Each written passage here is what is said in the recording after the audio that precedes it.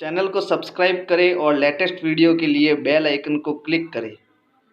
नमस्कार, विनय क्लासेज की online class में एक बार फिर से आपका हार्दिक स्वागत, अभिनंदन। प्रश्नावली 2.2 और प्रश्न हमारा 5वां। अगर आपने चैनल को सब्सक्राइब नहीं किया है तो पहले चैनल को सब्सक्राइब कर दो। इसी के साथ अपने सभी दोस्तों को शेयर करो। प्रश्नावली 1, 2, 3, 4 जितनी भी बनेगी वो सारी की सारी मैं प्लेलिस्ट में डालता रहूँगा। तो आप जाइए प्लेलिस्ट में और चैप्टर वाइज सारी वीडियो देखिए, है ना। तो यहाँ पर देखो, प्रश्न 5वां है, किसी टैक्सी ड्राइवर ने अपनी गाड़ी की पेट्रोल टंकी में सोमवार को 40 लीटर पेट्रोल भरवाया। अगले दिन उसने टंकी में 50 लीटर पेट्रोल भराया। यदि पेट्रोल का मूल्य 44 रुपये प्रति लीटर था तो उसने पेट्रोल पर कुल कितना व्यय किया। तो देखो, उसने टैक्सी ड्राइवर ने सोमवार को कितना पेट्रोल भरवाया, यहाँ पर हम लिखेंगे सोमवार को पेट्रोल भराया तो कितना भराया, बराबर 40 लीटर, है ना। फिर अगले दिन का मतलब क्या होता है, मंगलवार, है ना। सोमवार के बाद में मंगलवार। फिर हम कहेंगे मंगलवार को पेट्रोल भराया, कितना भराया, बराबर 50 लीटर। अच्छा, तो इसका मतलब है उसने सोमवार और मंगलवार को कुल कितना पेट्रोल भराया, है ना। कुल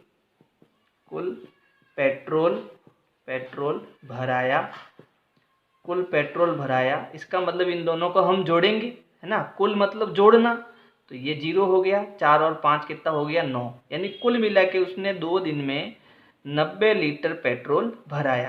भाई गाड़ी में अगर पेट्रोल होगा तभी तो गाड़ी चलेगी। तो सोमवार को उसने 40 लीटर भराया, मंगलवार को 50 लीटर पेट्रोल भराया। अब ये कह रहा है अगर 1 लीटर पेट्रोल का रुपया 44 रुपये है ना। यानी अगर 1 लीटर पेट्रोल हम भराए पेट्रोल पंप पे जाकर तो उसका कितना रुपया लगता है, 45 रुपया लगता है। प्रति लीटर का मतलब होता है प्रति 1 लीटर में। तो प्रति 1 लीटर में कितना रुपया, 45 रुपया। तो इसका मतलब 2 लीटर में कितना, 2 लीटर में 2 गुणा 45, 3 लीटर में 3 लीटर का मतलब 3 गुणा 45, 4 लीटर का मतलब 4 गुणा 45, है ना। तो यहाँ पर हम उसने कितने पेट्रोल भराया, 90 लीटर पेट्रोल भराया सोमवार और मंगलवार दोनों को मिला के। तो इसका मतलब उसने जो कुल पैसे डाले, है ना, कुल पैसे खर्च किए, तो कितने किए, 90 इंटू 45 रुपये उसने कुल खर्च किए। भाई 1 लीटर पेट्रोल भरवाते हैं तो 45 रुपया लगता है, 2 लीटर भरवाते हैं तो 45 इंटू 2 यानी 90 रुपया लगता है। और अगर 90 लीटर भरवाना है तो 90 का 45 से गुणा कर दो, उतना रुपये का वो पेट्रोल भरवाएगा, है ना। तो अब हमें क्या लिखेंगे, पेट्रोल का मूल्य 44 रुपये प्रति लीटर है। पेट्रोल का जो मूल्य है वो कितना है, 44 रुपये प्रति लीटर है ना। इसका मतलब 1 लीटर का 44 रुपये, प्रति लीटर का मतलब 1 लीटर का 44 रुपये है ना। तो हम कहेंगे उसने कुल जो खर्च किए पैसे, कुल व्यय किए, तो कुल व्यय कितने किए, भाई 44 को 90 से गुणा करा दो, है ना। तो जब हम इसका गुणा कराएंगे 44 का 90 से, तो ये 0 0 इंटू 9 चौक 36, असल का 3, 36 और 3 कितना हो जाएगा, 39। तो ये हो जाएगा आपके 3,960 रुपये।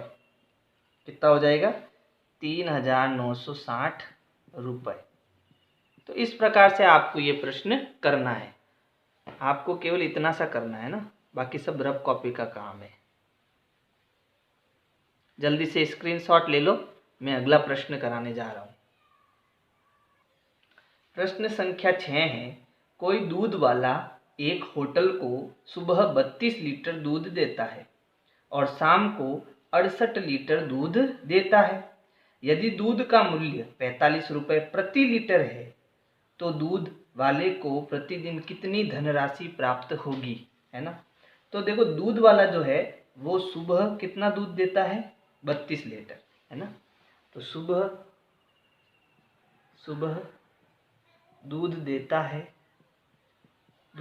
है कितना देता है भाई, 32 लीटर दूध देता है होटल में जाकर, है ना।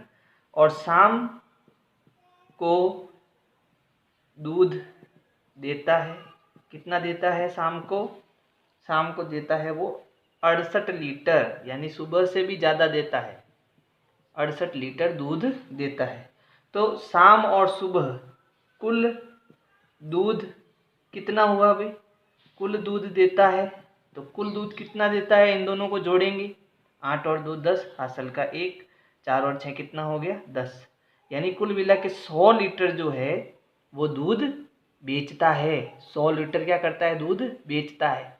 अब अगर मान लो, अब ये आगे क्या कह रहा है, ये आगे कह रहा है कि दूध का जो मूल्य है वो प्रति लीटर 45 रुपये है ना।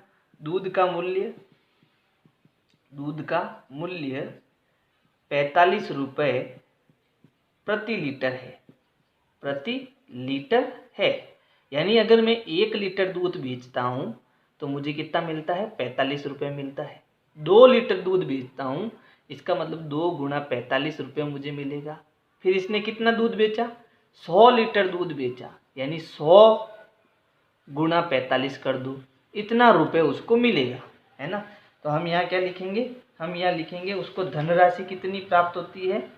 तो यहाँ पर लिखेंगे दूध वाले को प्राप्त धनराशि, यानी दूध वाले को कितनी राशि प्राप्त हुई, तो 100 गुणा 45।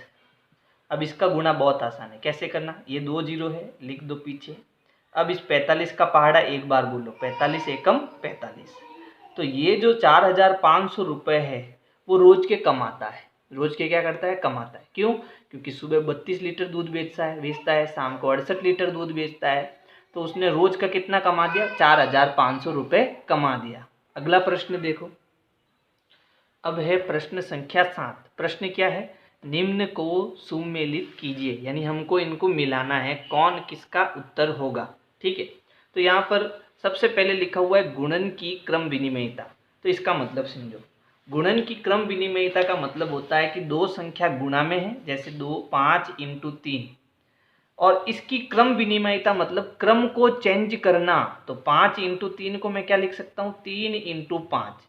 तो देखो इनमें गुणन हो रहा है, क्या हो रहा है, गुणन। फिर इनका क्रम विनिमय, क्रम मतलब क्रम को बदलना। तो 5 पहले इधर था तो इधर इस तरफ आ गया, जबकि इन दोनों का गुणा देखो 15 होता है ना, यानी ऐसा हम कर सकते हैं। तो अगर कोई गुणे में क्रम बदल रहा है तो उसको हम कहेंगे गुणन की क्रम विनिमयता। तो ऐसा बताओ किस में हो रहा है कि भाई ये संख्या गुणे में है, देखो तीनों, 2 × 49 × 50, लेकिन यहाँ पर देखो क्रम बदल रहा है, 49 पहले है 50 बाद में है, यहाँ 50 पहले आ गया 49 बाद में आ गया, है ना। तो इसका मतलब है ये जो दूसरा नंबर है वो पहले नंबर के बराबर है, इसको हम क्या कहेंगे, गुणन की क्रम विनिमयता। फिर तीसरा देखो योग की क्रम विनिमयता। तो योग का मतलब होता है जोड़, जैसे मान लो 2 + 3 है, तो इसको मैं क्या लिख सकता हूँ, 3 + 2।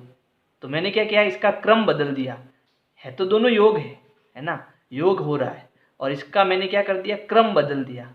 तो ये होगा योग की क्रम विनिमयता। तो ऐसा कहाँ देखने को मिल रहा है, तो देखो तीसरे में देखो 80 2005 फिर 20, 80 20 2005। तो 2005 पीछे चला गया और 20 आगे चला गया, और ये सब जोड़ का है ना, योग की क्रम विनिमयता। यानी हम कहेंगे कि जो तीसरा है वो किसके बराबर होगा, बी के बराबर होगा। तो अब बच गया कौन, ए और सी। हमेशा ध्यान रखना जब भी ऐसा प्रश्न दिया है कि a × b + c, यानी कोष्टक दिया हुआ हो और आगे एक संख्या गुणे में दी हुई हो, a × b + c, तो इसे हम हमेशा क्या बोलेंगे, वितरण। क्या बोलेंगे, वितरण। योग पर गुणन का वितरण, है ना। तो यहाँ पर देखो ये योग हो गया और ये गुणन का वितरण हो जाएगा इसमें। तो इसका मतलब है कि जो ये पहला है वो सी के बराबर हो जाएगा। तो इस प्रकार जो है हमें सुमेलित करना है। तो यदि आपको मेरी वीडियो पसंद आ रही है तो लाइक करो, अपने दोस्तों को शेयर करो, कमेंट करो। Thank you. विनय क्लासेज की प्लेलिस्ट के लिए आपको YouTube के सर्च में जाना है, ऊपर लिखना है विनय क्लासेज और सर्च करना है।